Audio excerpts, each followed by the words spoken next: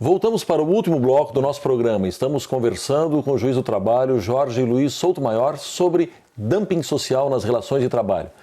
Muito bem, juiz Soutomaior, no segundo bloco, o senhor comentou sobre essa questão até na sua opinião, do dever do magistrado de enxergar essa repercussão social e desconsiderando esse fato de não estar na petição o pedido do dumping. Esse seu convencimento sobre esse assunto, ele já foi internalizado por boa parte dos juízes trabalhistas no país? Eu não tenho dados estatísticos para te responder assim de uma forma mais precisa. A impressão que eu tenho é que não. Acho que uma pequena parte, né, dos juízes tem decidido dessa forma, tenham internalizado essa compreensão nas suas decisões. Mas, embora proporcionalmente possam ser poucos os juízes, são em número de decisões, são muitas decisões. Eu tenho uma relação dessas decisões, eu tenho uma coletânea, digamos assim, inclusive publicada num livro, cujo nome é Dumping Social, junto com outros dois juízes, Valdete Severo Souto e Ranúlio Mendes, dois juízes que também decidem dessa forma. Nós fizemos uma coletânea de decisões pelo Brasil afora, são muitas decisões que atingem também os tribunais, né? Tribunal da 18ª Região, Tribunal da 4ª Região, Tribunal da 15ª Região, Tribunal da 3ª Região, são vários tribunais pelo Brasil afora que já têm decisões nesse sentido, tanto que os casos estão começando a chegar no Tribunal Superior do Trabalho. Então, em termos de número de decisões, nesse sentido, não é uma coisa desprezível, digamos assim. Bom, nessa linha de raciocínio, o senhor entende que a partir do momento em que o juiz do trabalho passar a exercitar essa possibilidade, o número de ações trabalhistas, inclusive, tenderia a diminuir consideravelmente? Não tem a menor dúvida disso. Essas decisões, embora proporcionalmente ao número de juízes sejam poucas, né, os efeitos dessas decisões são muito importantes na realidade local. E elas são importantes até mesmo quando são eventualmente reformadas, né, quando elas não valem efetivamente. Sim. Porque fica, digamos assim, no ar, naquela realidade local, jacente aquela possibilidade de que aquela situação pode vir efetivamente se tornar concreta dentro de uma decisão futura, né? E a empresa passa a ter a perspectiva de que alguma hora uma decisão dessa natureza possa ser mantida. Por exemplo, eu recentemente, agora uns 2 meses atrás, descobri que uma decisão que eu dei nesse sentido há uns 5 anos, né? Uns 5 anos atrás, foi mantida pelo tribunal agora 5 anos depois, né? Claro que quando essa decisão foi dada, talvez imaginasse, bom, essa decisão será mantida, porque 5 anos atrás essa temática era ainda menos difundida, menos discutida. Quando o caso chegou ao tribunal 5 anos depois, a teoria sobre esta questão já estava mais consolidada. Certo. E aí o tribunal manteve a decisão.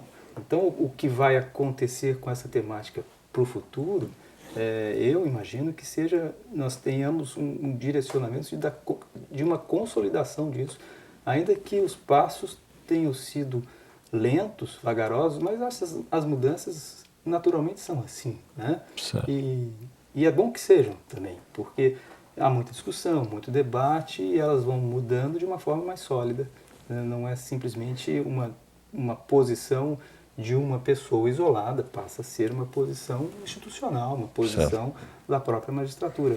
Eu imagino que isso deva se transformar em uma realidade como essa em pouco tempo. Bom, para encerrarmos, quanto ao valor dessa indenização arbitrada, ele, na sua opinião, deveria ser direcionado para o trabalhador que ingressou com a ação ou para algum fundo social? Juridicamente falando, do ponto de vista técnico, né, um mesmo ato, ele pode gerar ao mesmo tempo um dano individual, né? Esse dano individual pode ser patrimonial ou extrapatrimonial, ele pode gerar um dano coletivo para pessoas determinadas, ele pode, individual homogêneo, como se chama, um dano coletivo para pessoas que possam ser pessoas determináveis, ou um dano difuso, que é o dano social, né, o dumping coletivo aqui como tal denominado. Então, diante de uma realidade como esta, o juiz pode estabelecer uma indenização para os diversos níveis, né? Tanto para o trabalhador, ou para o conjunto de trabalhadores, ou para a sociedade.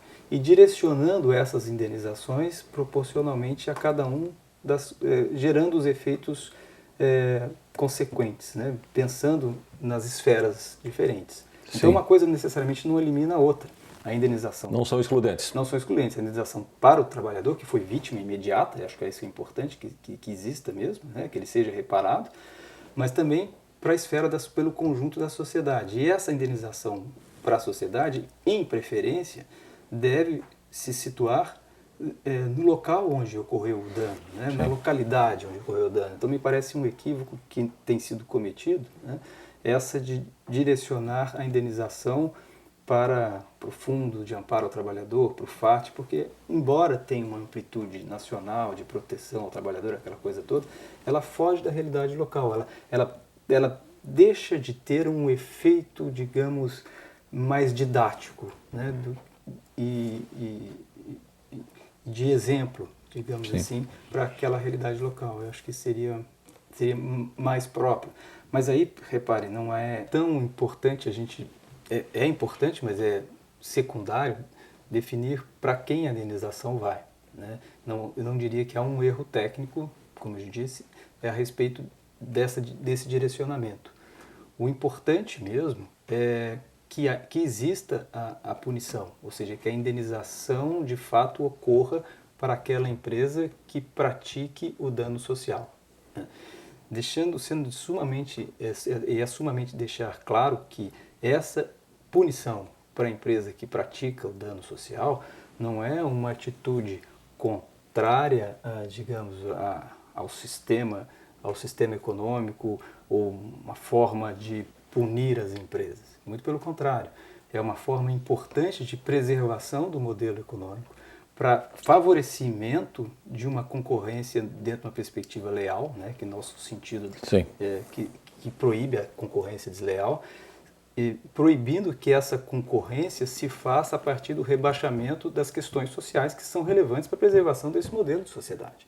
Então, em certa medida, é uma proteção aos trabalhadores, por certo que é uma proteção aos trabalhadores, mas é também uma proteção a outras empresas que, acreditando no modelo jurídico que está aí, acreditando no modelo econômico a partir do padrão estabelecido pelo direito, cumprem regularmente as obrigações decorrentes da legislação.